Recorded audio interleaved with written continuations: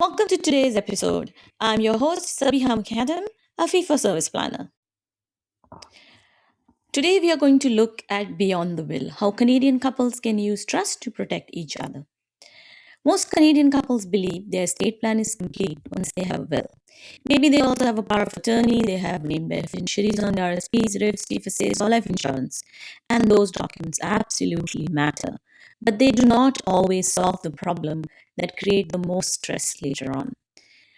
For example, what happens if one spouse loses capacity? Will the surviving spouse have access to money right away? Will probate delay everything? Could a blended family create conflict? And will taxes force the sale of important assets at the worst possible time? That is where trust planning can become powerful. Not because trusts are fancy or because everyone needs one, but because when used properly, a trust can help coordinate your financial plan, your investments, real estate, business interest, your family structure, your tax exposure, and your long term wishes. For Canadian couple, the goal is not complexity. The goal is continuity, clarity, tax efficiency, and family harmony. A good trust plan is not about adding more documents to a binder, it's about making sure the people you love are protected when life does not go exactly as planned. Let's start with one of the most important planning concerns for couples: continuity. For many couples, especially later in life, one of the biggest fears is just not death, it's incapacity. What happens if one spouse develops dementia? What happens after a stroke? What happens if one person has always matched the investments, the rental properties, and the family finances, and suddenly they cannot anymore?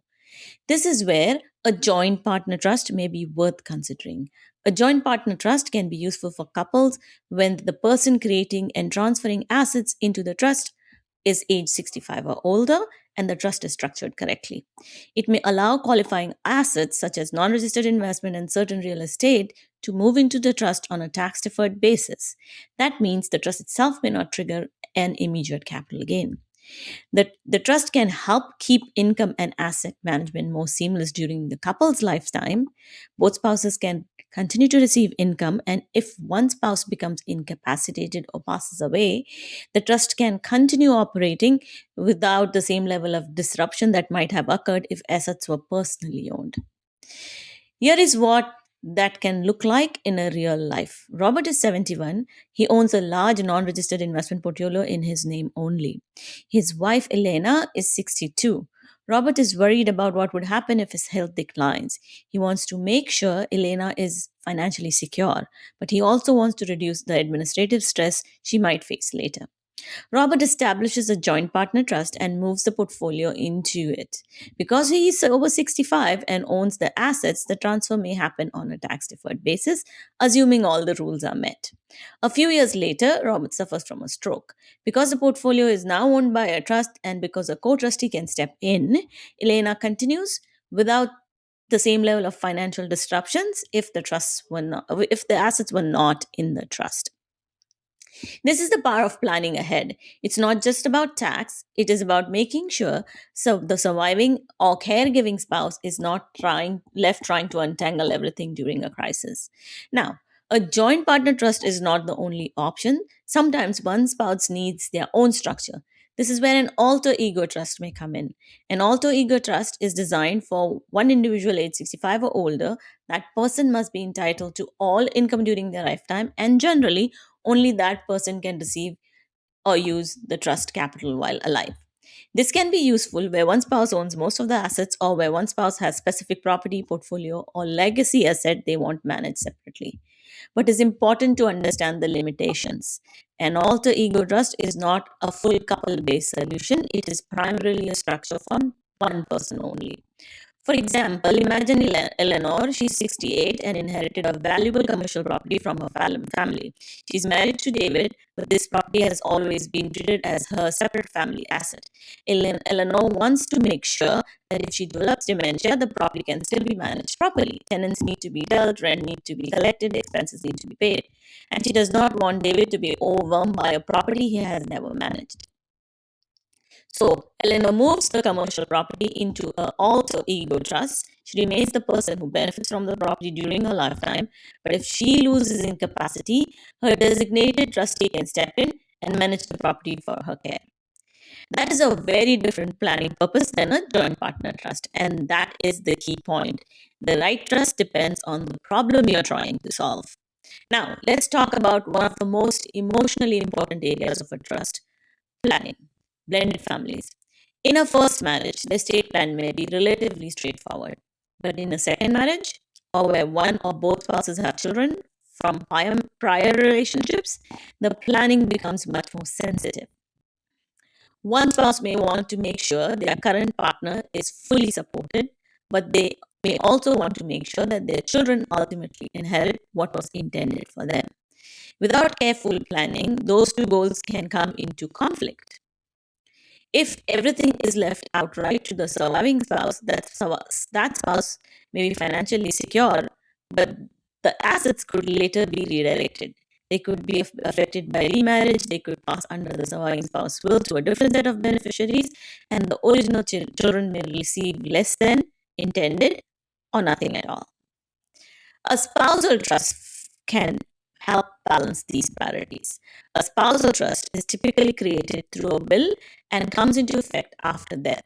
It can provide support for the surviving spouse during their lifetime while preserving the remaining capital for specific beneficiaries later.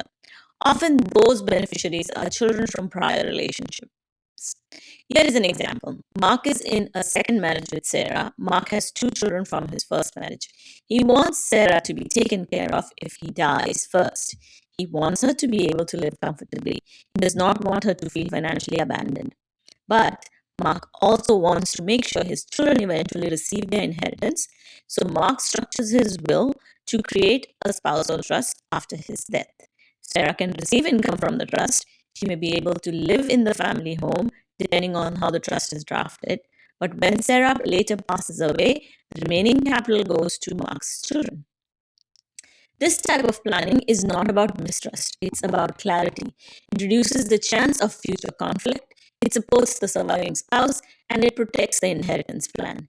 In a blended family, the goal often is not choosing between your spouse and your children. The goal is designing a structure that cares for both.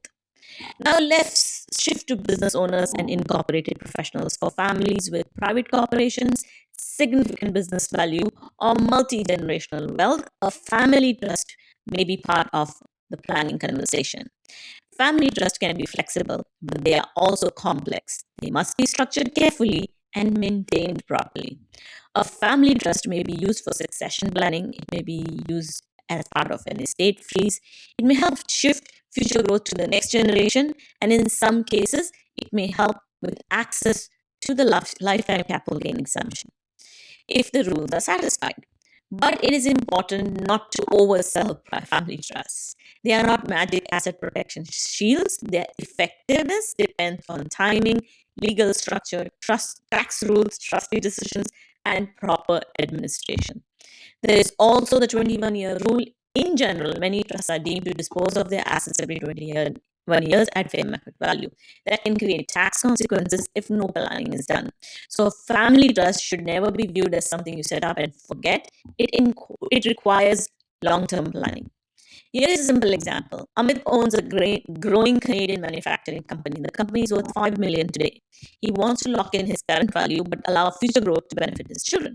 He also wants to keep control of the business while he's alive. With professional advice, Amit completes an estate freeze. He exchanges his common shares for fixed value preferred shares. A family trust is then a family trust then acquires the new common shares, which represents the future growth of the company. 5 years later, the business is worth 8 million. The 3 million of the new growth belongs to the trust.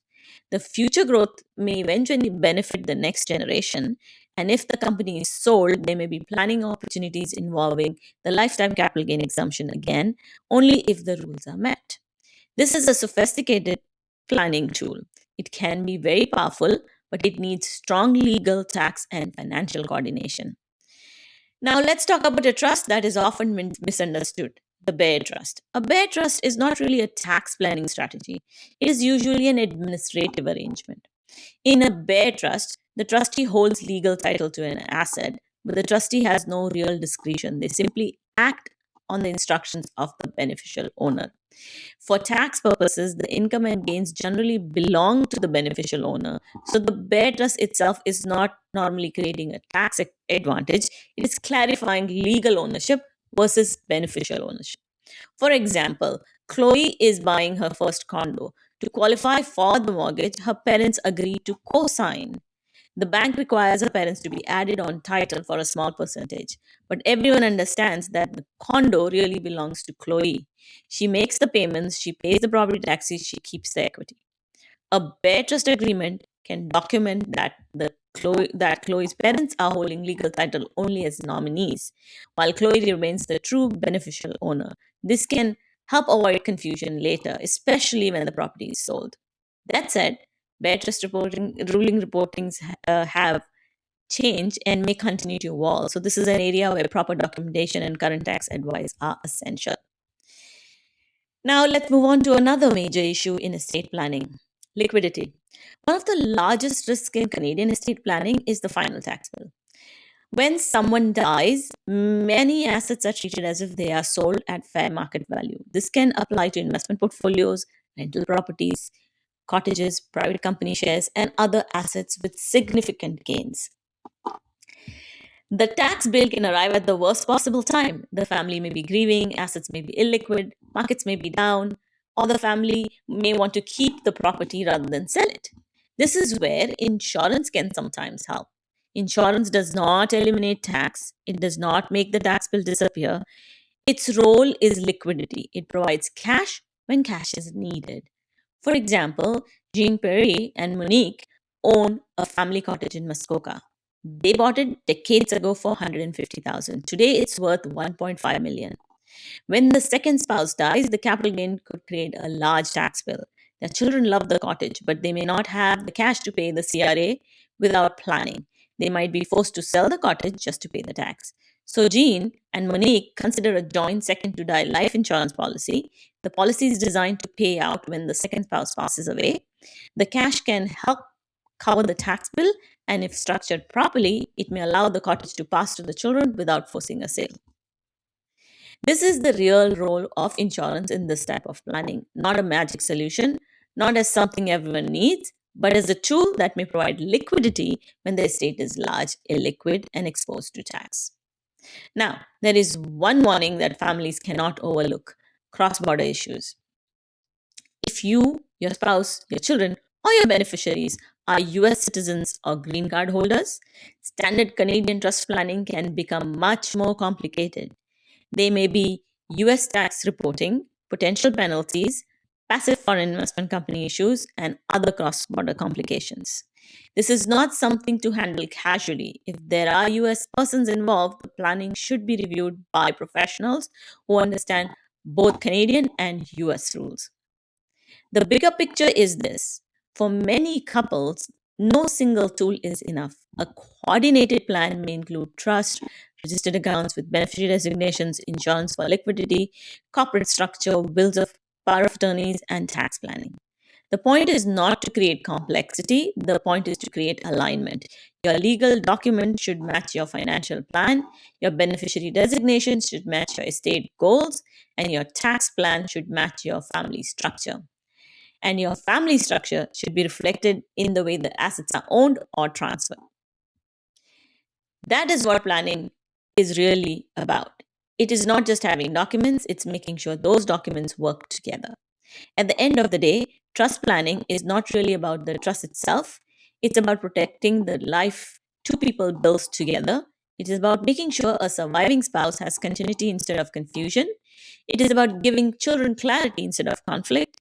And it's about protecting important assets from unnecessary disruption. And it is about giving a family structure privacy and peace of mind. A well designed trust plan does not make life more complicated, it makes the future more secure.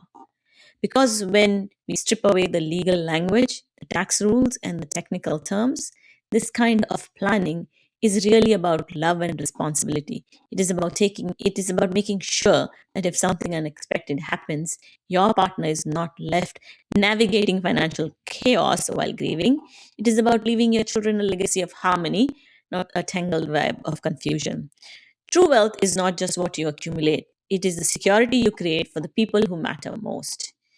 You build a life together. Trust planning, when appropriate, helps protect that life and helps ensure the love, stability, and security you created can continue for the next generation. This information is for general educational purpose only and should not be treated as tax, legal, or accounting or investment advice. Trust planning is highly fact specific. Before implementing any strategy, speak with a qualified Canadian legal tax and financial professional who can review your situation in detail.